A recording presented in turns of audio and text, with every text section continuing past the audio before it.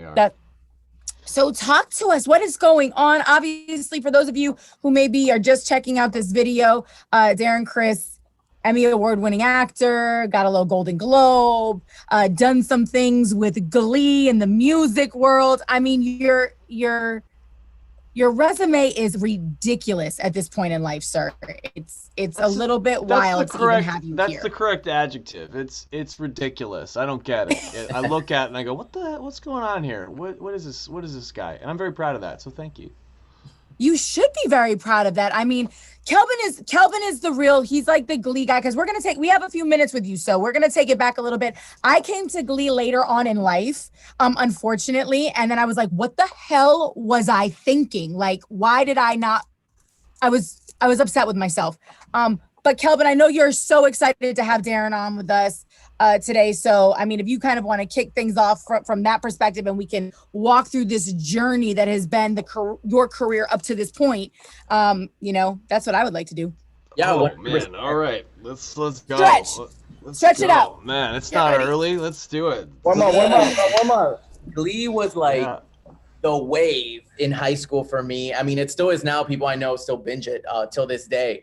But I guess what I really want to kick off, we here at the SoFlo Morning Show are always talking about the future and what we want to manifest and all those things. But what did you learn from Glee that you take into your career now? Oh man. I mean, well, I'm not going to give you like the fun clickbaity soundbite easy answer. It's kind of like Not what we want. like We don't some- want that. some academic realness here. Like I went to school for performing arts, right? So I got, I went to college and got my degree in performance and theater and all this stuff that, I'm not saying is absolutely necessary for a life in the performing arts, but it certainly was like a huge contributor to, how I would carry myself professionally and personally. And, I was going to go back in the back of my mind. I was like, okay, if I'm not like working by a certain age in my 20s, at least consistency, I was going to go back and get my master's. And what's funny about Glee is that I graduated college, and 2 years later I'm back in a fake high school basically getting my master's, but instead of dropping tons of money on it, they're paying me to learn again.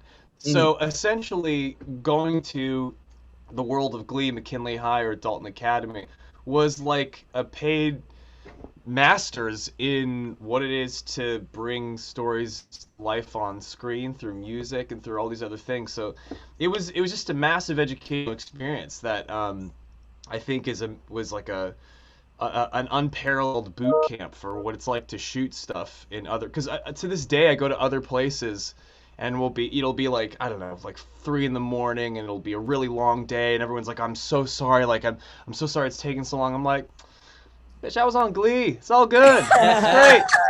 It's all good. They're, oh no, you're a Glee kid. Oh, okay, yeah, this is fine for you. I'm like, yeah, it's great. So I really, it gave me a huge leg up, just experientially in a way that a lot of other shows I don't think could have. So there's some life realness answer for you. I do want to say, I love the fact that you talk about you got your BFA from what? The University of Michigan? Yeah, nice. Go Blue. I can read, I can read. I am definitely a Googler. Nice. But I'm I still love the working on fact that. they taught me how to act, not so much how to read though. Yeah, We did a lot of improv. Exactly. But no, in talking about this world that that we're all in, entertainment, I think some people just think, oh, you show up at an audition, or they find you on the side of the road somewhere or in a mall. Like, we've heard certain stories like, oh, a casting director just walked up to me. And really, it's an art. It's a skill set that, while you might be born with some inherent gifts, great people are constantly honing those skills. And I think even in the music business, right? Like my friend Al over here, who's the other co-host of the SoFlo Morning Show, he's just getting into music, from the artist perspective. And I saw something the other day from the New York, NYU's Tisch School of the Performing Arts. And it's kind of like an introductory class to music business, right? But it's from the artist perspective. And I really do think that it's important to understand the business that you're going into, and then obviously to constantly be honing your craft, whether it's an on-screen craft, whether it's, learning the fundamentals of business, being on time, how to prepare for auditions, how to prepare for a studio session. Would you agree with that? Yeah, man. I mean, look, what you were just saying about the stories about artists, like, oh, the manager, the agent was like on a subway and he heard the voice of an angel. Like, these are stories that they're sexy, right? And they're fun, and they're Yeah. totally true. When they happen, they're awesome, and they're the stories that give folks that perhaps don't necessarily pursue a life of the arts. It gives them, I don't know. Like I said they're fun to believe. They're great stories, and I'm not saying they don't happen, but the truth is most of the time, like I think 80% of an artist's life, whether in music, whether you're in theater or film or whatever, and I would say it's actually for anything, for you guys as well, even being in radio or gosh, if you're a lawyer, I'm gonna give this to all industries. 80% of the stuff that makes you do what you do is not seen by people. I will use music artists as an example of this. By the time we see, I don't know, Ariana Grande on a red carpet or a music video or a new song drop, the massive amount of time of what it is to put a vision together, to have the perseverance between recording, rehearsing for that tour, showing up, the long hours of tedious emails and calls, the very unsexy stuff, like that's what makes people an artist. Because people sit there from their couch and go, I don't know, I don't like this song, or I don't like how this person, like I don't like this person's voice. I'm like, that is the smallest part of what it takes to really kind of do the artist slog. It's a slog. So yeah, for me, I decided to go to school, and I was lucky enough to have that support system. That necessarily isn't a resource for everybody. I consider myself super grateful for having that in my life, but there's a million different ways to skin this cat and to get in this game. There's not just one way, but most of it is unsexy, tedious, and requires a whole lot of work that isn't witnessed by the people who consume it. So to your point, yeah, it takes a whole lot more than just a lot of the fun stuff that we kind of talk about on these radio shows, because it's fun and sexy and people like to hear those stories. It's usually a lot of emails. Well, we like to hear the other side of it. It's funny. We actually had a listener who called in the other day and was like, how do you get up to do what you guys do every single day? Because obviously when we do morning radio, that's a pretty early wake call, which I know you've experienced. Then you also have those late nights on set as well. And it's, I do believe the saying, if you do what you love, you'll never work a day of your life. Right. But finding that, but it doesn't mean that you won't put in work. You know what I'm saying? Like there's a difference between feeling like you're working and putting in the work. And when you really love what you do, you don't mind putting in that work. And it's hours. It's a full day all the way around the clock, slug, to your point. Like just because we're off the radio doesn't mean we're not still reading news articles and prepping for tomorrow's show and talking back and forth about what's going on in the world and getting ready and hosting events. And the same thing for artists. Like just because you're not touring right now, like look, you've hunkered down in your basement or wherever you are and you've been working on the next project, which I mean, what exactly is that, my friend? I was on your Instagram earlier, and we'll talk about the video that I saw because life, and I need to know where you got your outfit. But let's talk a little bit about what's been happening in this bunker of yours. Well, so my whole life I've been a musician, and I've been lucky enough to be an actor as well. And people always ask the old question of like, oh, what do you consider yourself, a musician or an actor? And to me, they're the exact same damn thing. They require the same facility. They have the same output. It's all about storytelling and connecting. You guys are connectors. You're dot connectors. You can connect ideas from one thing to another, connecting an audience to a person, a project to enthusiasm. You can kind of connect all those dots. That's your guys' sort of gift. And so for me, I have to connect the dots between a lot of things in my own life in trying to make sure that whatever folks see out there does actually line up with how I see myself. And I think for all of us, again, anybody putting themselves out there, there is this constant negotiation between how you see yourself versus how much other people are allowing to see you. And they're not always the same thing. So sometimes your side has to kind of push as much as it can to make sure that it's showing up for itself in a way that can allow an audience to arrive there and be like, oh, okay, I see you, okay.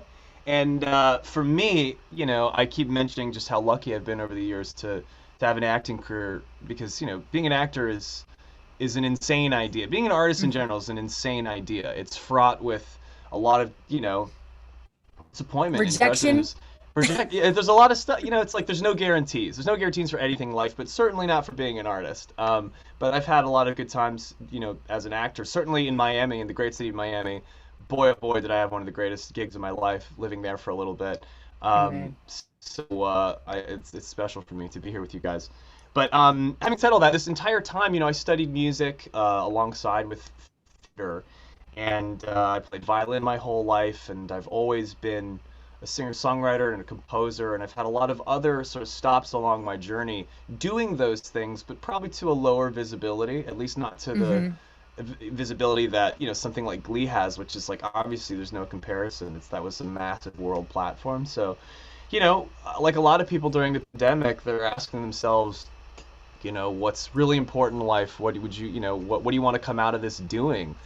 And, you know, one of those things was like, there's a major part of my identity that I haven't really been able to show up for in the past, I don't know, 15 years of my life, simply because I've been doing this other thing. Now, those is champagne problems, obviously, because you know, again, it'd be the opposite. You know, like if I was lucky enough to have like done only the music thing for the past 10 years, I'd probably be sitting here trying to promote like new acting projects. A new show. Because exactly. So I just did it the other way around, and music's always been such a huge, massive part of my life. And to finally have, you know, anytime I've been working with any, you know, studio or record execs or people that, you know, ever had any faith in me, it'd always be, you know, making fun of me, like, dude, if you're gonna do this, you have to just make some music, man. And I would always be like, well, I'm gonna go do this play for a little bit. I'm gonna do this movie over here, and it just kept, you know, on the back burner. And I was talking about this 80% thing of being an artist. Like, you have to be all in. And it is tough to do both, because one naturally takes a toll on the other. The more you put in one time, I mean, we all know this. It's like, you know, anytime we're at, you know, at work, we could be taking care of that the paint on the wall at home that we really haven't gotten to. This has been that proverbial paint on the wall forever and ever, and it took a global shutdown to finally get my crazy, all over the place ass in one place, to finally put some music out that I've been tinkering away with forever. So short story, way too long. I'm showing up for myself, one of the biggest parts of my identity, in a way that I just haven't been able to in years, and that's putting out some music. And I'm putting out like a different single every now and then. I don't know if it'll be a full thingy. I don't think it really matters. These days, you know, the consumer market is much more primed for singles, which is really great for dudes like me. Maybe 10 years ago, that would have been insane. They'd be like, no, you have to put out a full thing. But nowadays, people are so quick, and you can just kind of reset button. You know, I'm an actor, right? And so I'm trying to lean into that. Like, I use the terminology character-driven songs, right? Okay. Each song is kind of like a different character I'm playing, perhaps to help audiences understand, you know, as an actor, like, I guess he's playing the part of this song. He's playing the part of this genre. My whole thing in life is to kind of play with genre and to play with people's expectations. I do that as an actor, I do that as a writer, I do that as a musician. So each song is like a reset button on a new kind of character. Because if actors can do this from movie to movie, you can do a romantic comedy and a horror movie and then a war movie. Why can't you release like a rock and roll attitude alt rock tune, and then like, I don't know, a dance pop tune, and then a jazz tune? Like, we're a smart enough audience. Like, why, if we can do that with actors, why can't we do that with musicians? So here I am. Good night. So, but I think maybe Kelvin and Al can agree with me on this. I think you're in a unique situation, sir. And as I was listening to you talk about your journey in acting and that 80-20%, there are people who juggle both. They just don't do it to the level and the degree to which you do it. Like, we're talking about, you know, American Crime Story, which you mentioned. You won a Golden Globe and an Emmy, sir, for God's sakes. Like, you were a part of Glee, and you're talking about #1 on the Billboard chart. You know what I'm saying? Like, the albums that you released, you were singing monster global hits. They weren't necessarily yours, but you were singing songs that everybody knows the words to. You're operating at a bit of a different level. So we're going to cut you some slack. That it's taken you a minute to like hunker down in the studio, because something tells me you weren't just going to go throw something together and put it out. I think when you operate on that kind of EGOT level, which it sounds like you might be on your way to, and I'm not saying that that's what you're in it for, but it's all right that you took the time to when you could really focus on it, because I would have hated to have gotten something that you weren't fully enthralled with. And it sounds like you're still trying to incorporate, like you said, that acting part of who you are into this musical journey of yours, because really and truthfully, that's the only way you can be true to yourself, because you are both. You're not one or the other. You are intrinsically both. Yeah, and I think I'm trying, that's such an MO for me in anything. I mentioned earlier that I'm always trying to kind of bend people's ideas of genre, not only in their own life, but in the way that they see other artists. You know, you mentioned if I'm both of those things, we're gonna get really heady here. But like, we are all everything at all times. Like, we have access to all emotions, all experiences. Like, we're everything, and art really can help us define where we're at currently, or where we've been, or where we might be, because it kind of makes us reconsider a lot of things about ourselves that we just wouldn't do on a day-to-day basis for, you know, 3.5 minutes, or for a 2-hour movie, or whatever. So yeah, thank you for saying that. I mean, yeah, it is all kind of part of one huge thing, and I'm just happy to finally have the time for it, man. What can I say? This is it's cool to even be talking about it, because you know, it's all in your head for so long. By the time you talk to artists, you know, they've been dealing with that. You know, when they're promoting that song, they've probably been listening to it for like 8 years. You know, so it's new to you guys, but that's what makes it so special about putting things out in the world as any artist, is that, you know, it when it's just in your head or your team head, it doesn't mean anything. You know, you ascribe your own meaning to it as an artist, but once it's out in the world, it doesn't belong to you anymore. It belongs to other people, and it belongs to their experience, and that's when it becomes like, that's the birth canal of reality. Like, when people can actually consume a thing that you made and have a response to it. That's I'm trying not to swear because it's very hard for me, but that's effing magic, man. Me too. That's real magic. So I'm just happy to be I was gonna say, if it's gonna make the story better, please definitely go ahead and swear. It's okay. We can bleep it out when we play you on the radio. It's all good. Fantastic. We're here for a good swear word. Okay, good. I know this is the cleanest interview I've done in ages. Get dirty. Well, you're doing a great job, and I can't help but think about Al, honestly, as Darren is talking, because like I said, I know you've got to have a question for this man as an artist, because I feel like he's kind of speaking to exactly what you're going through right now. Absolutely, 100%. So I just put out my first debut single just a few weeks ago. Congrats! How do you feel? I feel it feels incredible, because like, just like you, it took a long time for me to finally just zone in and just completely focus on everything, as far as just putting my first material out and just continuing to work on it and just giving it my all. So like, you know, I definitely related to pretty much almost everything you said, except for going to school for it. Right. Like which is neither here nor there, truly. Like, it doesn't matter. Yeah. Absolutely. So like, I want to ask you, you know, like, I feel like everybody, you know, feels a certain sense of purpose as far as what they want to do in their life. Like, you know, when it comes to music, you know, what is it that you want to accomplish? What do you feel like is your goal out of all of this? Jeez. You know what's funny about doing interviews for anything is that you have to ask yourselves questions and like have an answer immediately for some pretty heavy shit that normally people don't go up to you, like when you get your coffee order in the morning and be like, cool, do you want milk with that? By the way, how do you feel about your existence on the planet? You're like, fuck, I better answer this before this guy behind me gets mad. So kind of put me on the spot. I mean, look, I think you know, being a songwriter and having the ability to, you know, a lot of people who have ideas and want to put them out don't necessarily have the resources to actually put them out into reality. which is by no fault of their own, right? There's a variety of circumstances that might limit that experience, some more forgivable than others. Whereas for me, I've been so lucky to have the resources and the experience to know how to put music out, whether on a business angle or on the just sheer creative level. As a musician, as a producer, as a songwriter, I can make the things that happen in my head come out into the world. However, my brain moves faster than my body can execute for a lot of us. A lot of us we're creative people here. Like it's hard to keep up with our damn brains sometimes, right? So for me, it's just trying to do right by the ghosts and the breadcrumbs that have been trailing behind me for years. You know, they're all looking at me when I have nothing else to do, being like, what about us? When can we? Maybe breadcrumbs is a weird metaphor.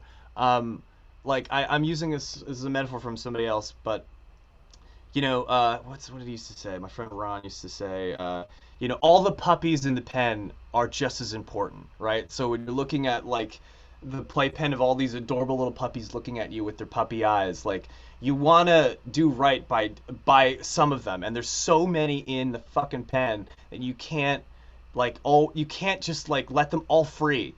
You as much as you want to. So finally, this metaphor is getting totally convoluted, but I guess for me, the idea of fulfillment and the idea of like purpose is, they've been haunting me for years.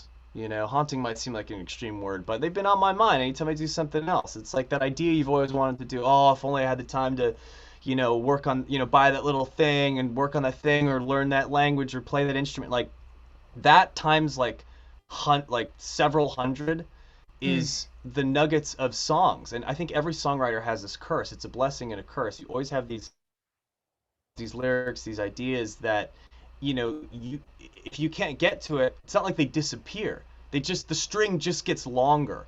And so as I get older, because 34 is the new 19, guys, I am trying to figure out which ones I need to have exist in other people's brains so I don't have to carry the weight of them anymore, because I think they have value and they need to go out. And honestly, I'll go mad. I'll go fucking mad. I don't even say crazy. I mean like foaming, frothing at the mouth, like straight jacket. I will go crazy if I don't get that shit out. So hopefully, to me, the definition of like fulfillment is when your passion and enthusiasm and hard work and belief in something matches that of those who come to it themselves. There's usually a disconnect between those two.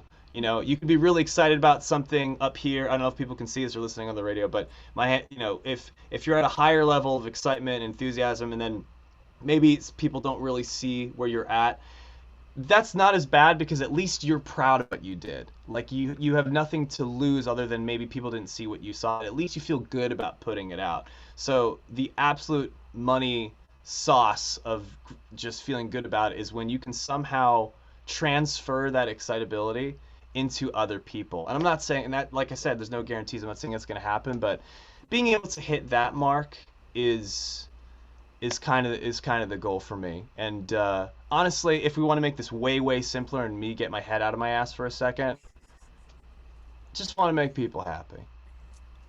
I just want to make the children boogie, in the words of David Bowie. I just want people to have, because I realized a long time ago, like I have all our heroes, all my heroes, actors, musicians, songwriters, people you probably never even heard of, that I look at and I go, Jesus Christ, there's no way I can do what these guys and girls have done, continue to do, will always do. I can't do it. But I turned a corner a few years ago where I realized, you know what?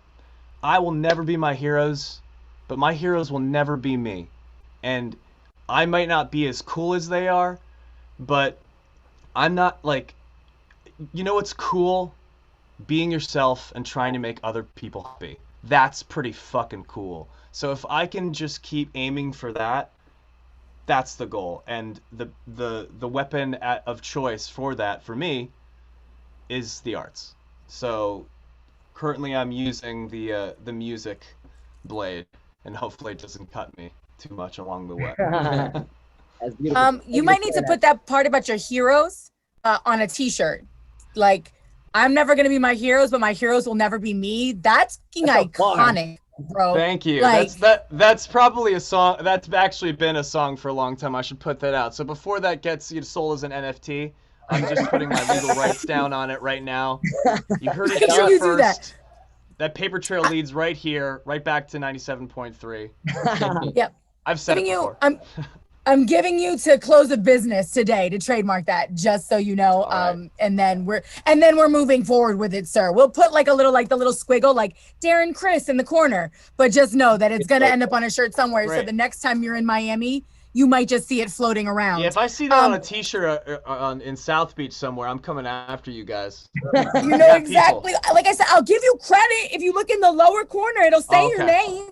I mean, no, it's got to be the entire t-shirt. It's just the name's got to be right on top. We got to brand the shit, you know? This is that 80% of artist shit I was talking about. This is the boring shit. We got to do the paperwork and the branding. It's the whole your thing. management team would be so proud of you right now. Let me tell you. They'd be so proud. Let's talk about the music. Fucking oh my goodness. Talk to me, because I was getting total Prince vibes. Like I said, I absolutely loved the outfit. I don't know if that was what you were going for. It's a vibe. I know you have at least one of the Haim sisters on there, right? Yeah. Is a part of that. I appreciate you saying the Prince thing, though. I think that's a deep insult to Prince, but I appreciate it. But it's a great compliment to me. I'll take it. But very, very different skill sets. But if it gave you Prince swag, I'm not going to deny that. Thank you. SD Haim is playing bass in that video.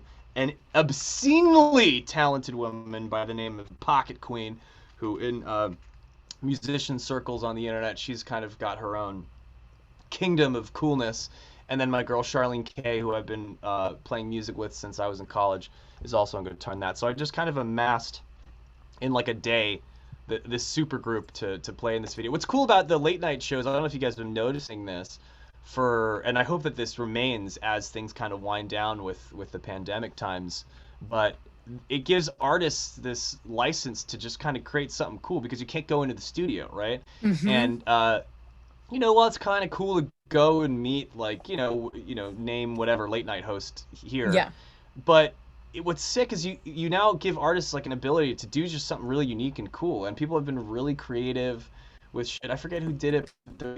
Some guy had a video of him like playing like on a truck bed on the freeway. All this cool stuff where it's like essentially you can make a music video, and people have been super clever with it, and it gives a little more oomph than perhaps just showing up and being in a studio. So for us, we had like a day to do it. They're like, can you get it to us by 2 days from now? And I'm sitting there going, well, we've never played it live ever. So great, let me just like stress out for the next 48 hours. Back to that old 80% of boring phone calls and emails. That's what it comes down to, because we got to get the team. It's like, ain't nobody doing this shit for me, man. Like I got to do this. So so I get to call the friends, and we had a fun little video. And yes, the song is an explicit title, which would be bleeped out. I'll say it's called "Fucking Around." So you hear that? Yes, Fucking it is. Around. Fucking Around. That's 3 beeps for you, so you can remember it. But the network TV safe version is running around, and we did it for James Corden, and I was so glad to have that opportunity.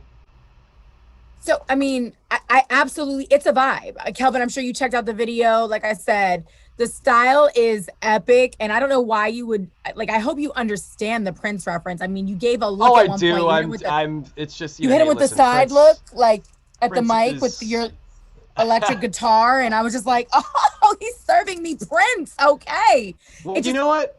We were talking earlier about, like, acting and music. Like, what's crazy is that when and you can ask any front person this, of any band or any artist this, like, there's you, and then there's the version of you on the mic. And that person is kind of like a character. You're playing the part of, all right, let's get this party going. Like, you got to put on the cape and be the thing that the song and the audience needs to get to a level that's higher than day-to-day life. Like, you are playing the part of the front man.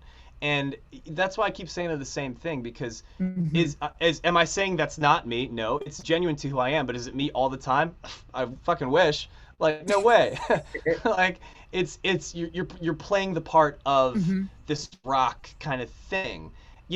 Like, to your point, like, it's me, yeah, my best, trying to be trying to be Prince, trying to be these people, failing, and wherever I land is me, and is a heightened version of reality, and it is acting. It's all performative, so that's Mhm. very much tied to this kind of thing that I'm trying to accomplish with this music. Is when I'm doing acting, I am playing music. Words words are music. Lines in a play or a Mhm. movie, it's music. It's arranging. It's timing. It's pauses. It's cadence. It's dynamics. So it's all the same shit, man. So that person you're talking about, serving up looks, getting suited, all this stuff, it's getting in costume. It's getting Mhm. in wardrobe. It's creating a new reality for people to get into something different from their day-to-day life.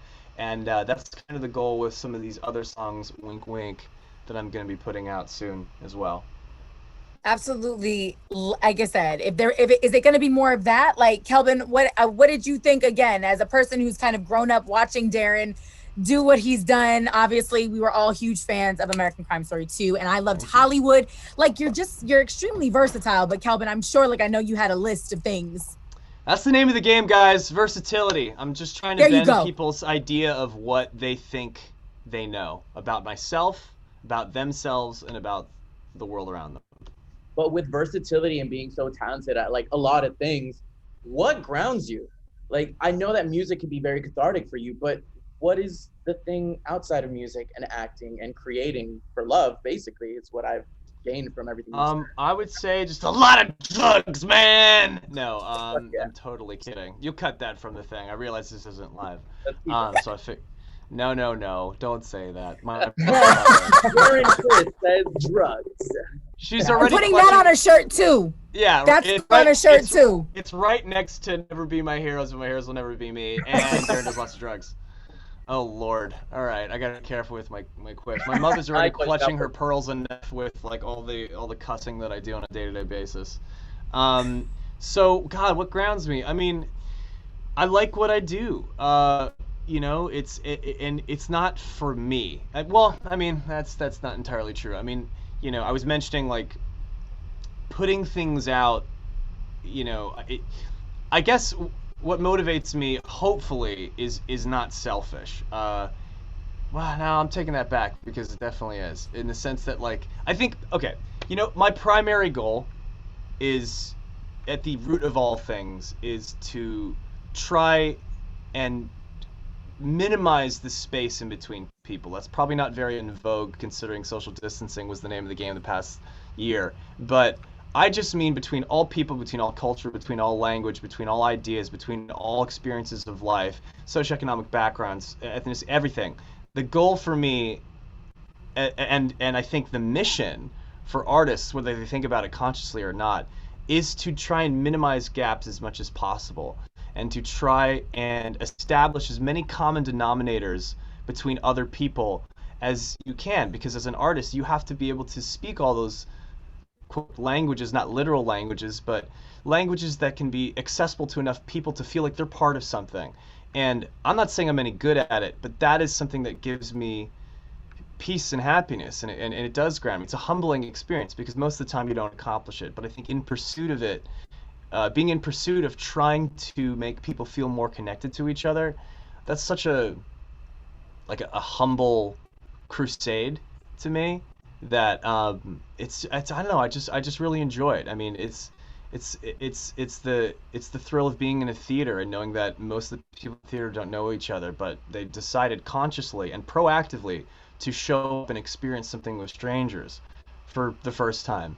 And that's what happens every day with music or art. It's like we're consciously subscribing ourselves to experience something that other people are experiencing. That's beyond just a day-to-day humdrum of waking up and it being human and going to sleep and being a human being. Like, I don't know, there's something about that makes me very happy.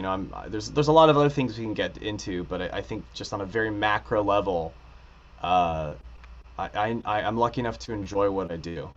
That for me in high school. You know what I'm saying? Like, thanks, man. So much during that time. I was the geeky drama kid. You know what I'm saying? And like our own group was all about like, okay, you're Blaine, you're Kurt, you're this. Oh yeah, dude, I love it. You were just. I wasn't Blaine. I wasn't Blaine, sadly. That's okay. Listen, neither was I. Yeah, yes, technically. But other than that, I definitely was not Blaine. If we had to categorize myself, I was probably closer to like an arty, maybe. Okay. I feel like I got down with his shit. Yeah.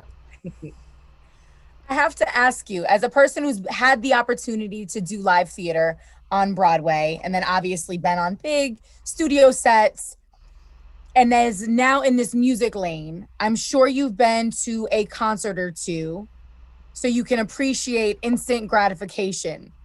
Are you looking forward to that first time? Is this in the works? You know, when you get to get on a stage and perform your own music. Oh yeah. In front of like a large audience. Yeah, I mean, look, that I was just mentioning earlier about how like that is, you know, this my whole sort of pedantic diatribe about people like, you know, wanting people to feel connected. The easiest way to do this is live performance, right? Like that's I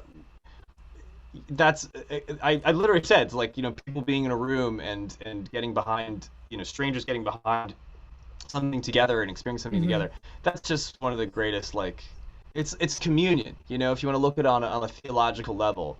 Like that's temple, that's church, that's, you know, that's there's so many things that human experience is like so inevitable and so consistent throughout history that human beings have gotten together to like create something bigger than themselves. You know, sometimes with art, sometimes it's with theology, it's all over the place. So yeah, I can't wait, man. It's mass. It's a way to give people a cathartic experience, you know, and you know, to be a servant of that is like one of my life's greatest privileges. So I can't wait, man. It's a lot of fun. But you know, they think they're coming to see you. It's like you're coming to see them, and that's one of the great sort of like illusions of live performance. And it's they're also coming to see a part of themselves, you know, because what they connect to. Yeah, what they connect to, exactly. I think a lot of artists say stuff like, "Oh man, I'm such a big fan. You know, I grew up doing this." Like, you know what I'm saying? I'm a fucking crazy huge fan. Like, I can't tell you the amount of buses, backstages, like that I waited outside of to meet so and so to get a shitty blurry picture that I don't even know where it is anymore. Like, I've done it. I've done all of it. Anything that's ever come at me, like, I get it. I've been that person. I've done it. I know how it feels. I know why you're there. I know the irrationality of it. I know what that feels like to my fucking core. So getting to be with that version of myself when I was younger is like the best, because I feel like I can like show up for that person in a way that maybe, you know, maybe some other artists might not be as in touch with. But I mean, I don't know. I'm not throwing any other artists in the bus. That's not what I'm trying to say here. But getting to spend time with those people is really special, because for them, a lot of these people, it's like they nowadays with the, you know, insanity of culture of social media, people create these amazing fan communities, and they get kind of exists on screens, particularly for younger folks that, you know, don't drive and don't go out to bars, and, you know, their social life is very digital. And so when you get to do the things that are in person, you now get to meet these people that you've been communicating with online. And if it's not those literal people, it's people just like those people that all get to gather around a similar idea. And there's no faster route to friendship than like common ground. So it's, you know, getting to facilitate that is the best. So yes, I'm just saying what you said in a much longer academic form. So I should just say, yes, I agree. I'm excited to go back and play shows. You feel pressure though, because it's your stuff. Like, I guess that was probably the bigger thing, is like, that's one thing that I do when I go to concerts, and we get to do it a lot, or even sporting events. Like, I try to put myself in a football player's shoes, right? Running out of a tunnel into a stadium with 85,000 people screaming for me, or being a rock star on a stage in an arena with 20,000 people that know every word to every song I've like. There's only a handful of people, whatever, that will ever know what that's like, bro. And it's like, when it's your stuff and it's your emotions and it's your breadcrumbs, right? To use your own, it's your breadcrumbs. Do you feel like it's, I don't know, like, is there not anxiety, but what is that feeling like inside of you as you're sitting in this studio right now, planning for these moments? I don't know. You're saying it's you, it's you up there. It's, or I don't know what you were saying. There was something you said earlier. I'm gonna lose track of what my thought was, but, I don't know. I guess it's all part of it, like, if you're gonna be a parent, you're gonna be picking up the kids from school if you know what's good for you and a kid. Like, so if you know what's good for you as an artist, you're gonna show up for the people that love you and that you love. It's like not even like it's your duty, and if hopefully if you like what you do, then it's an honor. So, I don't know. I guess I don't know what the question was. Were you saying that? Were you wondering if do I get nervous? I was like, or are you anxious about it? nervous? Like, are you, as a person who's done this for your whole life, there's a different level of, I think, like you said, it's kind of like accountability. It's your stuff, though. You're not repeating somebody else's lines. It's not a play that somebody else wrote. It's not somebody else's music that people already love. It's literally But even you. still, I know what you're saying, but even if it is that stuff, because even if I'm doing a play with, famous lines in it or singing someone else's songs, so I sing other people's songs all the time, it still is me. It still is, and I know what you're saying. I totally understand what you're saying, that there's a difference, perhaps a different chopping block that you're putting yourself on if it's your music. But no matter what, if all eyes are on you, I don't care what material you're doing, you're on the chopping block. It's still you. Whatever nerves you could feel, you're still subject to, because you're putting yourself out there. However, the main difference is, I think I would be nervous. You were mentioning the football player sort of analogy. If I was running through that hall to play in front of, like, I don't know, 50 to 100,000 people at the stadium and several million more on television, that would scare the living shit out of me. You know why? Because I don't play football. I don't know how to play football. Like, I get my ass kicked. That is terrifying. But, like, guess what? I am a musician. I'm an actor. It's something I've trained for my whole life. So it's like, when you put me out there, I don't think, Peyton Manning was ever like, oh God, not again, not today. I have to play football. Ah, fuck. He's like, all right, cool. Yep. Like, this is what I do. This is what all these people came to see, and they're rooting for me. Ideally, maybe there's people who aren't, but at least even if they're not rooting for you, they know who you are, and they know why you're there, right? So when you're an actor or a performer, like, and you're going out there and quote fingers, whatever that means, ideally, at least being in the privileged position that I am, at this point in my career, at least folks kind of know what I'm there for, and hopefully I can show up for that, so it doesn't make me nervous. But we had this conversation, like, a little more than a decade ago, where you're going to open mics and you're showing up where people don't know or give a shit who you are. That's a different conversation. And if you're listening to this and you're doing that whole grind, God bless you. Keep going. It's a crazy one, but the payoff is immense if you can make it to the other side. Love it. I've had so much fun with you. I know we're taking up so much of your time. No, I love it. Thank you for giving me. I thought this was going to be a very quick thing. I don't envy anybody who has to edit this. I'm sorry for my long form answers, but you asked very, very interesting questions. So thank you. We're talkers here, as you like. That's the beauty of radio, and that's the beauty of social media. Honestly, like, as much as we love to have you here in the studio, this has kind of changed the ball game a little bit for everybody. So we love to get a little bit of extra time with incredible people. I mean, there's so much that we could talk about. Do you have a pregame that you do? Are you a person, like, do you have rituals before you go on set? Like, do you have rituals before you go on stage to, like, prepare yourself and get yourself hyped up? Yeah, you know what? This is kind of a new phenomenon for me, and I almost don't want to say it because I don't want to give away my I wouldn't even say secrets. I think all my singer friends would be like, "Why are you doing that? That's bad." It'd be like if I was saying, "Oh, I'd like to do X amount of reps at the gym." You know, some gym rat's gonna come out and be like, "Bro, you should be doing those blah blah blah," because singing is you know it's an athletic event, and you know you have to be careful with how you do stuff and how you play and how you practice depending what instrument I'm playing. But I you know, I never drank coffee my entire life. Now, this might sound crazy to the heavily Latinx contingency of this great city of Miami, but yeah, coffee was not a huge part of my life. I just drank a lot of tea. I'm from an Asian household, so I drank a lot of matcha. That was always my shit before it even started showing up in like, you know, shitty versions of it in Starbucks. But like matcha was a big thing, and it wasn't until like my 30s where I think for a variety of circumstances, like I was jet lagged or something, and I was doing a show, and I had an espresso before I sang, and I was like fucking Superman. I was like, this is amazing. I need to have an espresso before I go on stage. And it might be that thing where like when people say, oh, you know, when I have a couple drinks, I'm actually better at French or Japanese or whatever language you may kind of speak. You know, people go, oh, when I'm drunk, you know, it's a little easier. And the truth is because you care less, right? So I can't tell if the caffeine or the espresso is actually helping me sing better, or if I'm just suddenly now drugged out to think I'm doing well. Either way, it's working. It's working. It's making me feel good about the show. So yeah, who knows? Maybe it was Miami. That would make sense. It would make sense in Miami that I have an espresso at like, you know, 9:30 p.m. before I go on. That's like when shit's just getting started. You guys is like morning. It's lunchtime for you guys.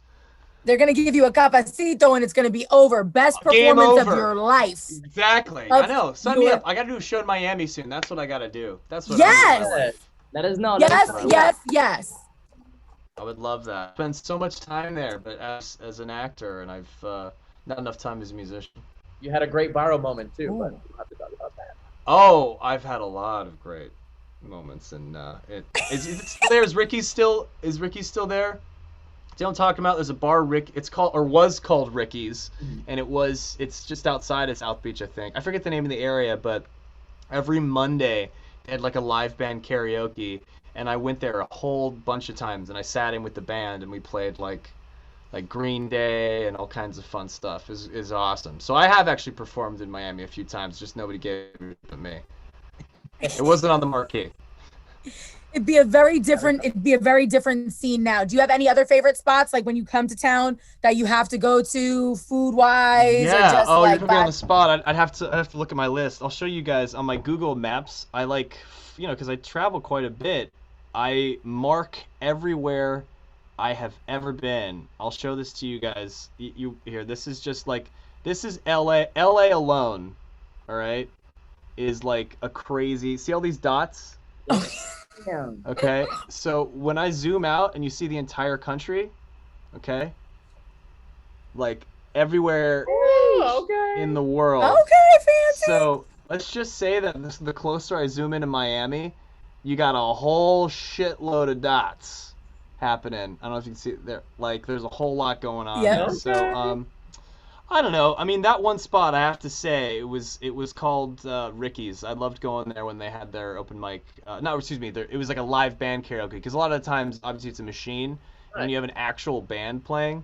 Because that's what I did for years. You know, like I played guitar or piano in bars and restaurants, and people were like, play this, and I'd have to play it. So when you have a full band doing this, like if I go up there and I start playing any of the songs, like, how do you do this? Like, trust me, if you've done it, you know how this works. So that's a really good spot. I hope it survived the pandemic. I have no idea. I mean, some of the great gay bars of the country are all there. I mean, Twist was in the Versace series that we did. We didn't shoot at Twist, but like that obviously, for better for worse, has a lot of history, and you know, always hitting up those spots. Those places are classic. I mean, I know you guys are probably trying to get me off the phone. I'm trying to find my favorite spots. I had one of the best Italian meals of my life. Where? In Miami. That took me for a loop. Let me see if it's still open. Oh yeah, Via Emilia 9. I'm giving them a shout out right now because it was an actual Italian family. It's on 15th Street in Miami Beach. Yep. Oh. Oh, no, Yeah. I'm going to have to, because I've never eaten there. And I thought I had some pretty good Italian food at some different spots. You So, know, okay. maybe it was just a good night, but I'd like to think that they're pretty Nope. consistent. Via Emilia, No, I know where Nice. that's like, that's the tiny That's little Espanola. spot. Yeah. Was it like super cute and quaint? They make super their cute and own, quaint.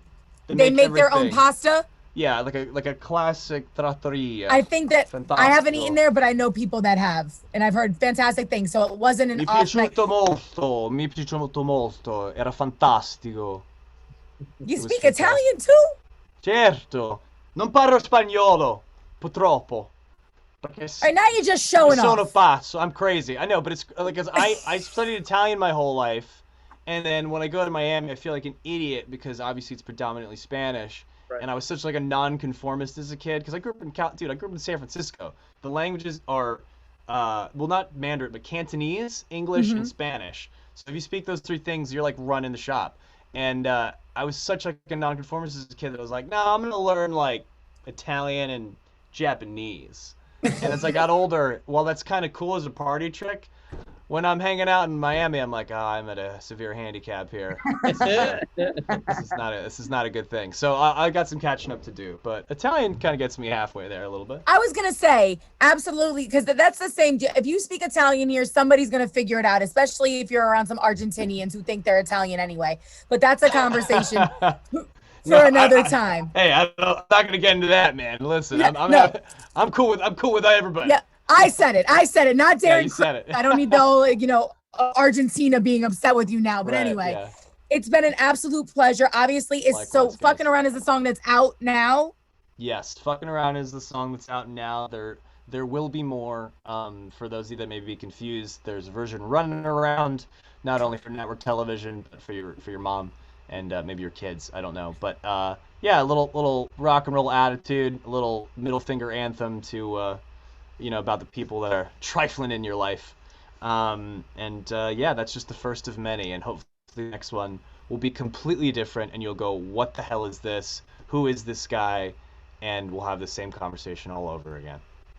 Well, listen, you are always welcome at the new It's 97.3 on the Thank Soul Flow you. Morning Show. In fact, we will set up karaoke for you the next time you come into Miami. We will take over. Because Kelvin, I don't know how we've never been there, because Kelvin's a karaoke guy. Look this place up. Look this place up. It's super solid. It's one of my favorite bars. Absolutely I hope love it's still that. there. And considering you're like Billy Joel's real life piano man, we'll put you on the piano and just throw songs at you and see what you got. Anytime. You guys come out to Los Angeles, my wife and I have a piano bar here, which is basically that. So if you ever come through, I'm usually on the piano. When we open up again, we're not open right now, but What's hopefully. the name of it? It's called Tramp Stamp Grannies. I Is the love name of it. the bar. Tramp And Stamp Grannies, yeah, I it's love just that. it's just a rowdy little end up. At the end of it, you get your nice stint. You come to LA, you do all your business meetings. You kiss the ring for all the people who do the whatever in radio, and then afterwards, after you get a couple nice cocktails in a nice restaurant, you end up at our spot probably around midnight, and we'll just sing our asses off till closing. You name the tune, I'll play it, and we'll have Ricky's a is great still time. open, by the way. Go. Bless. That's very good to know. Let's just hope that they keep doing that. They still have the same calendar though, because Monday that was the golden hour. Was the Monday live karaoke, and I can't tell you how many times I've been in there playing, and just Something tells me if you wanted to go in on a Monday night, they would make it happen for you, sir. Again, it's Darren pretty Criss- hard. I will just say, I know we keep trying to sign off. What's amazing is that every time I go, it's kind of hard to get up there because there's like other dudes like me that like show up regularly and just like are just so like I'm actually not on their level. Like, will they be like, all right, kid, like you're up next, whatever, and some guy will go up there and start shredding and singing his ass off. I'm like, again, I want to be around those people because those are people that inspire me. Anyway, we'll leave this till next time, and we get to go to Ricky's, and you can witness it for yourself. I just gave them the hugest shout out. I promise did. I'm not endorsed by Ricky's.